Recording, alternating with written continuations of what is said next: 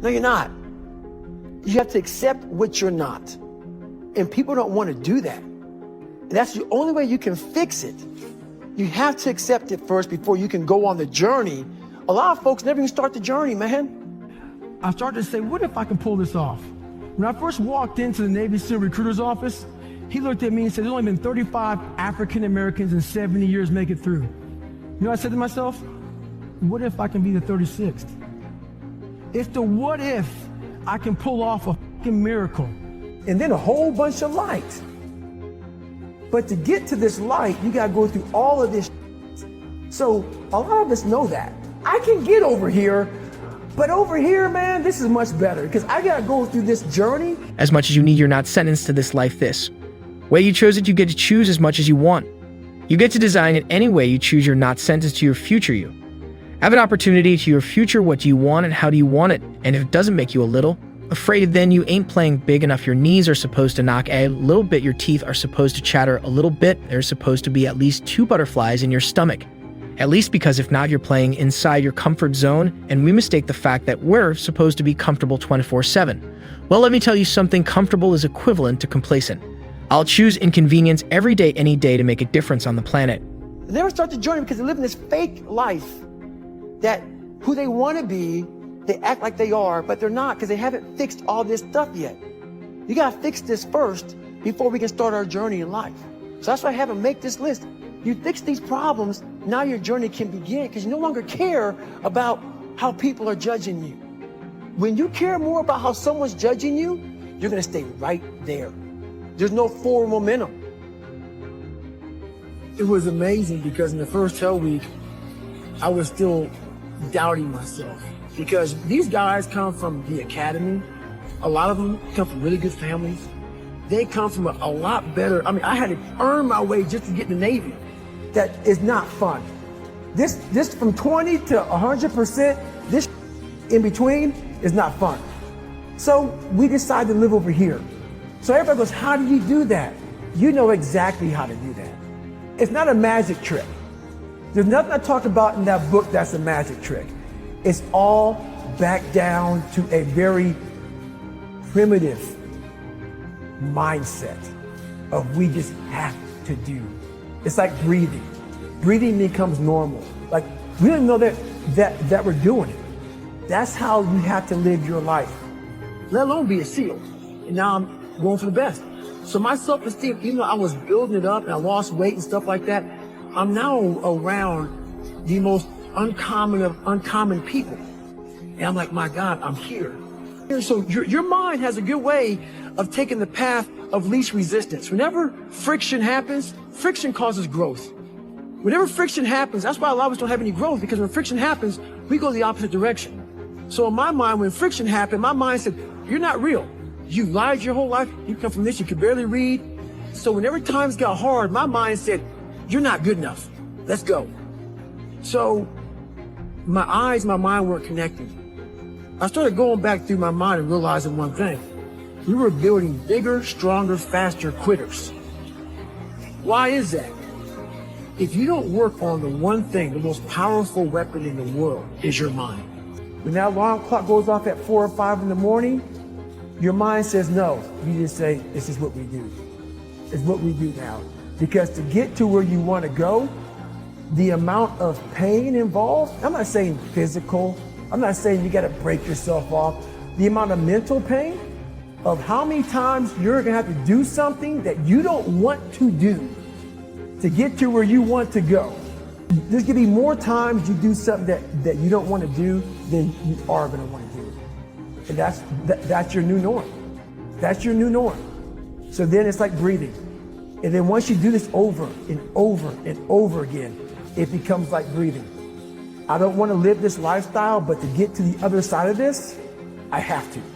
So if you really want it, you realize what trying is and what trying is not. What if I can become someone that no one thinks I can be? And just me talking about that, I have the hair going up on my arms because it makes me just like, what if? So what happens is that there's a lot of negative people walking around the planet Earth who are afraid to try. Because a lot of people are very negative in this world. So we are afraid to fail. Why? Told you, man. Shouldn't even try it, dude. Just chill out, relax. Why are you so crazy? Why are you so obsessed? So all that stuff drives the quitting mind, I call it. The mind wants to quit. The mind's tired. The mind thinks it's very deserving. So the biggest problem in this world is other people, not yourself. It's other people in your head. They are puppet mastering you pretty much on your life. Everything that you went through in your life, it had to be. It had to be this way, you may question it. But it had to be this way, you may not even understand it. But it had to be this way even with the mistakes that you've made in your life. Yet it had to be this way. But the mistakes that you have made, you've learned, you've grown, and you understood that you don't need to go back to that mistake again. And yes, sometimes you may make the same mistakes, but those mistakes can be even more crucial in your life. And this is why you must continue to push forward and get rid of the things that are not making you better. The battle continues. Carry on, be productive, be powerful, and from the bottom of my heart, conduct your business. I ran 100 miles before I ran a marathon. 10 days or 2 weeks after this 100 mile in one race I did, this marathon, December 5th in Las Vegas. That gun went off 2005, 14 days after I broke myself off, and I qualified for the Boston Marathon. I ran 3:08. Like, the gun went off and that thing came back. Like, all right, man, what if?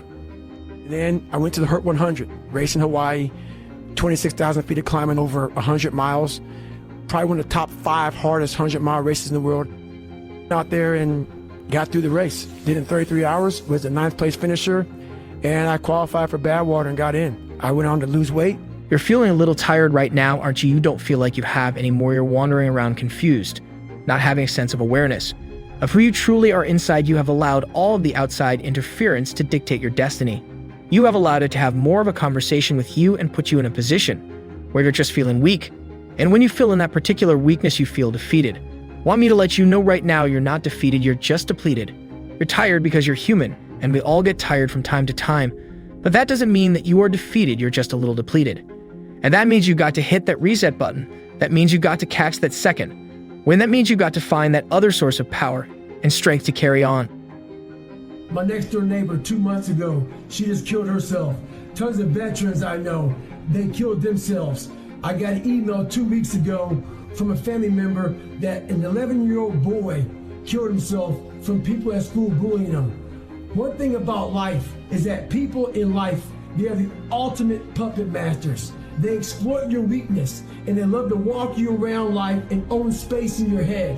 One of the biggest ways to cut those strings to your own destination in life is to build self-respect, self-esteem, self-discipline, all those things. Stay hard is not just about going to the fucking gym. Stay hard is about going that extra step when you fucking can't. That's what builds self-esteem and self-respect. Stay hard. Because I realized once I was talking to myself the right way and all this shit wasn't in my mind, and trained hard, and I got 5th my first year and went back my second year and got 3rd.